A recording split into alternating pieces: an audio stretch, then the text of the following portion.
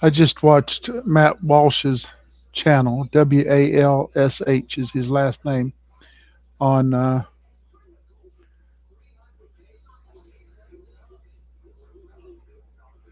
his comment on the release of the UFO files, and I understand his frustration. I just don't know. I don't know what they are. Uh, there are many things I question, and I just may never know.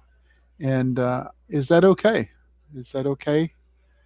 Um, it's not really okay. I mean, I'd like to know. I don't know if I would know what other questions it might raise, and then would I be satisfied? Do we have to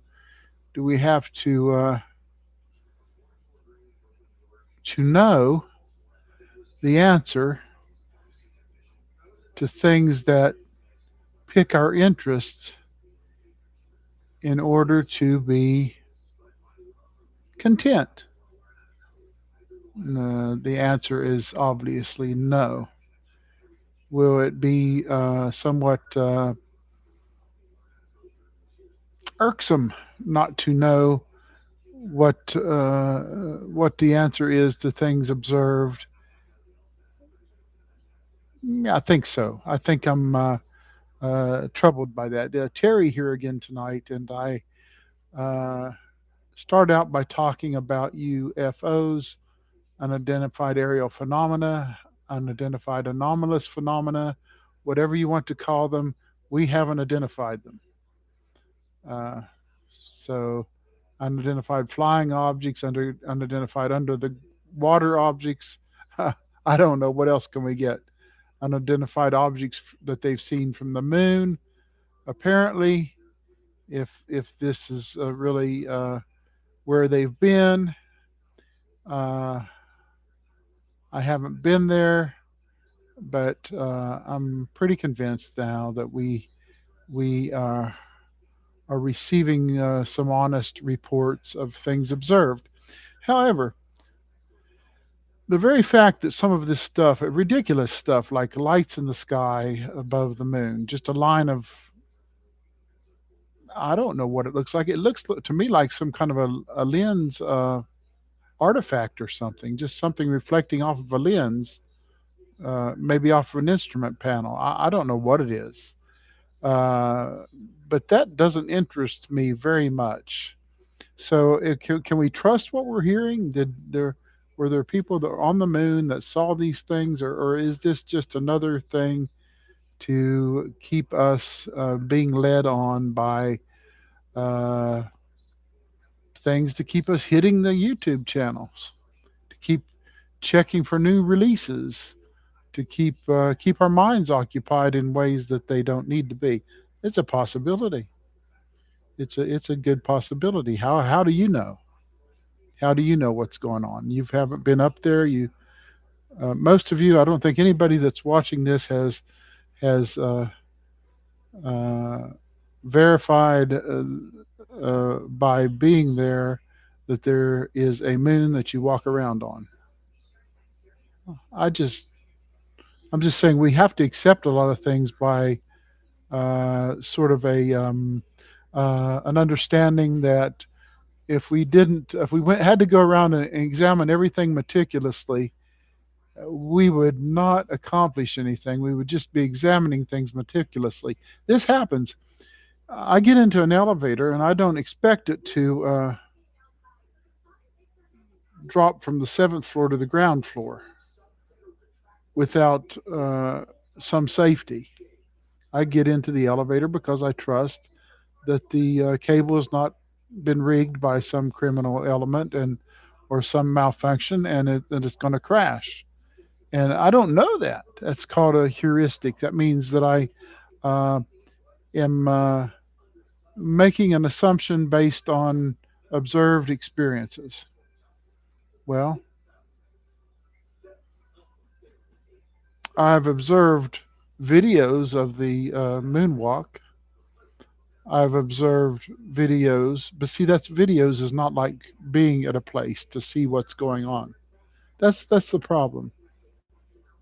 But the heuristic would be to say, Look, that would have to be an awful lot of people lying and practicing deception to keep this covered up, because people have a tendency to leak information, especially after a long period of time has passed, like a number of years. So let's go with this. I don't know what lights have been seen. I really don't. I'm really losing my interest, probably like Matt Walsh said in his video, in my um, belief that something fantastic is going to be released, or it's just going to be more fuzzy videos, more uh, unexplained phenomena, more and phenomena being lights, basically lights and images of objects, and we don't know what they are. It's frustrating. It's frustrating not to know, but it's not that frustrating. I'm still very happy. I'm still very happy with in my life. I have a good foundation. I have a good understanding of what I think that I need to understand, and I have a comfort in my belief that I'm being taken care of by a creator whom I call Father. There it is. I don't have to know the answers because I know someone that does. I have faith. My faith is so strong that it is to me a given. It's not a question about whether this most high being exists. It's a given. It's an understanding. It's a faith walk. It's a faith, I think, founded on the evidence. But let's back off from that a minute. Do you have to know what the lights are, what the objects in the sky are, to be content? Okay, that's probably a no. You don't have to know. Do you have to know to satisfy that question? Yeah, to satisfy that question, you probably, yes, I would need to know for that question to be satisfied and to get off of, to go back off into the distance, because that's one of the answered questions in my life, and I could go on and investigate other things. Okay, I'll tell you two things very interesting. Very interesting. One is not as fantastic as the other. One was I was sitting and I was sitting at an outdoor theater with some friends, uh, watching a movie one time in West Virginia.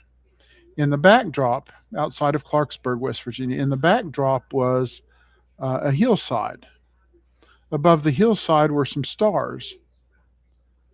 All four of us witnessed this in the car. I was amazed that we did not, I could not get consensus to go investigate what was going on. Because for 20 minutes, perhaps, I observed a constellation above the hillside in the night sky, and was fascinated by the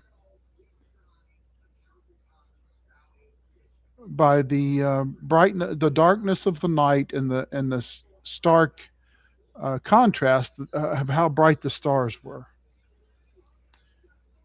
So I kept looking at them. I'd glance at them. I'd glance at them. 20 minutes passed. I was fascinated. I'm guessing 20 minutes. It was a long period of time that they stood in place. Then one object started moving, and I said, "Look, that star is moving. It's not a star.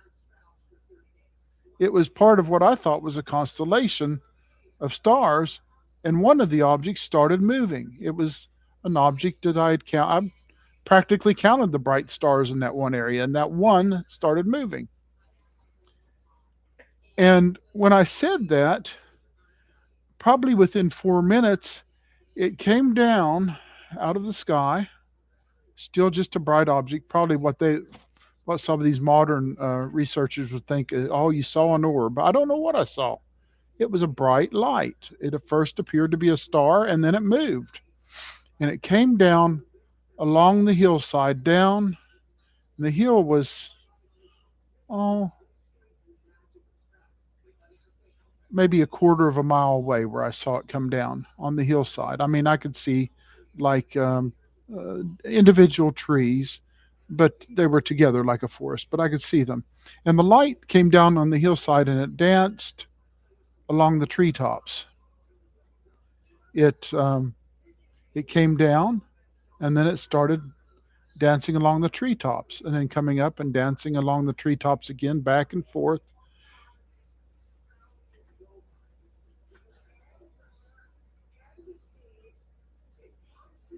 Now, I can't explain that, but because I can't explain that doesn't mean that there is not an explanation that's doesn't involve extraterrestrials or other intelligences besides human beings. Just because I can't explain it doesn't mean that I, I don't know. I mean, I don't know, but I doesn't mean that there's not a good explanation. So for years, I've been interested in this because I saw that phenomena.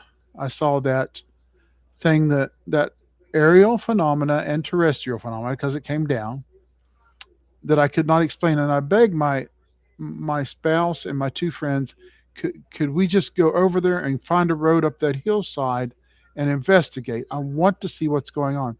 I could not get them to do it. The answer was, Terry, we don't know if there's a road up that hillside. Well, that's true, but let's try. Do you feel my frustration? Let's try, but there was no kindred interest in that vehicle of the other three, my spouse and my two friends.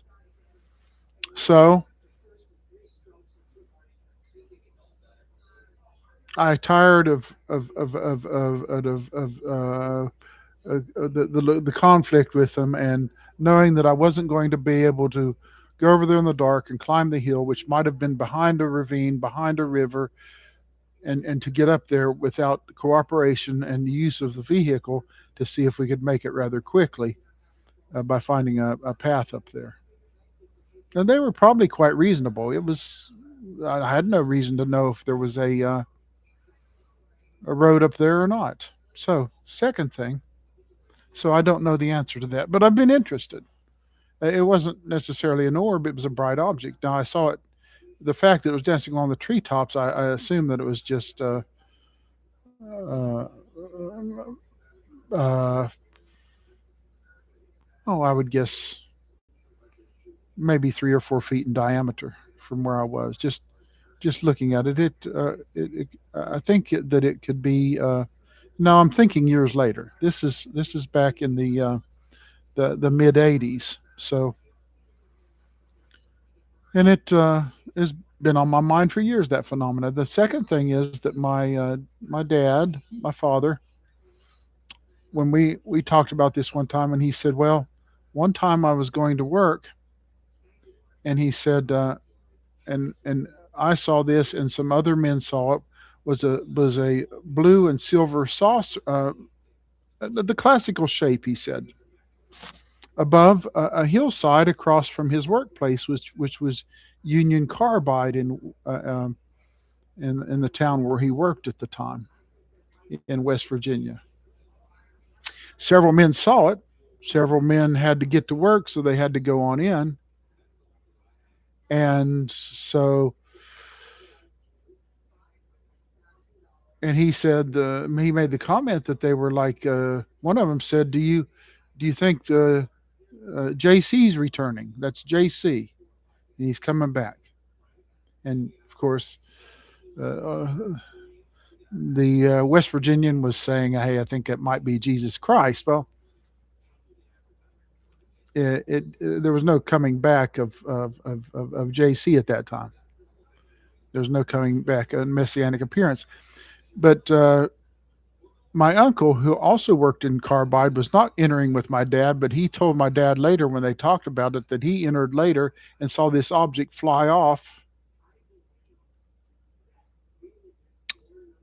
I think it was to the south because I'm picturing where this was, and I knew the location.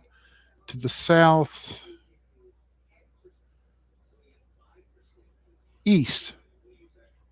and it just slowly took off. But these men, these people that were going to work that morning, they didn't have camera phones on their cameras. Um, they weren't carrying any type of photographic equipment to go to work in a Union Carbide factory. And there was a strict discipline among them to make it to work on time, to keep their job. It was a real good job in the hills there, and to get to work and get their minds on work and to start producing what they were producing, working on machinery and working with machinery and working with carbon and producing products. What happened? Well, later as they talk about it, my dad, my father, he talks about it, my earthly father. He says several men talked about it. His brother and he still have mentioned it and talked about it. They know that they do not know what it was, and my dad wondered for a while because there was uh, going to be a buyout by a company in Japan of Union Carbide, and they'd toured the plant and were learning things from the local men there in West Virginia. And he began to wonder later if that wasn't the Japanese in some kind of an aircraft observing them and observing the property, or maybe taking pictures of the property or something. But it sure wasn't what they call an ordinary type of aircraft. It was just, again, an object above the hill, and I don't know what he thought. He thought maybe 100 or so feet in the air above the hill, and was still there when he went in, and others described it as moving off later. But when he went on to go to work, because they were so busy and so dedicated and had to concentrate for safety's sake on their work, it drifted from their mind until they left that day and began to wonder what it was that they saw.